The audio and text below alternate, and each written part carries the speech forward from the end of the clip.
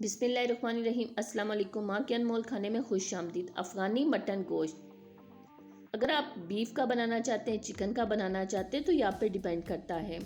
मैं यहाँ पर बीफ मटन, अफ़गानी मटन गोश्त बना रही हूँ, जिसको बनाने का तरीका नहायत ही आसान है। यकीन जानिए, अगर आप एक बार घर पर बनाएंगे तो आपके घर वाले बार बार आपसे फरमाइश करेंगे। तो आइए हम इसे मिलकर बनाना शुरू करते हैं।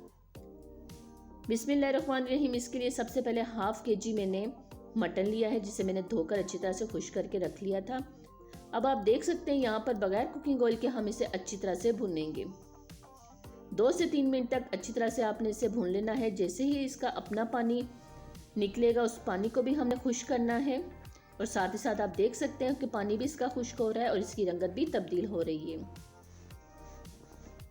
1 से 2 मिनट तक आप इसे अच्छी तरह से भून लीजिए। उसके बाद हम 1/4 कप कुकिंग ऑयल शामिल करेंगे।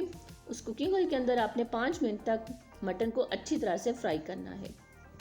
जैसे ही इस मटन की रंगत तब्दील हो जाएगी, हमने इसमें प्याज, टमाटर और लहसुन शामिल करने हैं।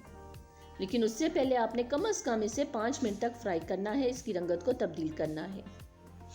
यहाँ देखिए माशाल्लाह से इसकी रंगत तब्दील हो रही है आहिस्ता आहिस्ता करके। मज़ीद हम इसको 1 मिनट तक भूनेंगे।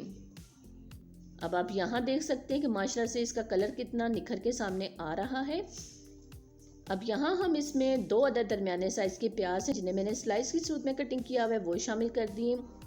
15 से 20 जवे लहसुन के आप इसमें शामिल कीजिए, बारीक बारीक कटिंग करके। इनका हमने पेस्ट नहीं बनाया। साथ ही साथ यहाँ मेरे पास 2 अदद बड़े साइज़ के टमाटर हैं, जिनको मैंने क्यूब्स की सूरत में कटिंग किया हुआ है, शामिल कर दिया है।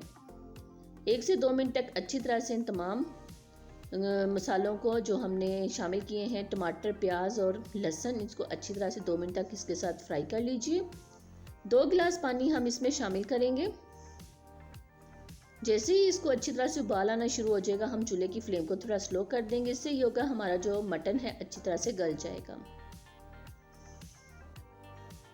बहुत ही मज़ेदार रेसिपी है मेरी आज की, आप ज़रूर ट्राई कीजिएगा।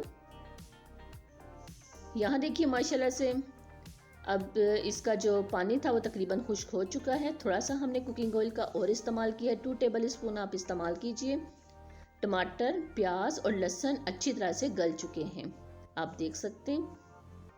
अब यहाँ पर हम कुछ मसाले शामिल करेंगे। मसाले भी आपने ज़्यादा शामिल नहीं करने, क्योंकि हम अफ़गानी मटन गोश्त बनाने जा रहे हैं। 1/2 टीस्पून हल्दी पाउडर, 1/2 टेबल स्पून धनिया पाउडर, 1/2 टेबल स्पून ज़ीरा पाउडर, नमक हस्बे ज़रूरत आपने इस्तेमाल करना है। अफ़गानी मटन गोश्त का जो मेन इंग्रेडिएंट्स है वो है काली मिर्च का पाउडर।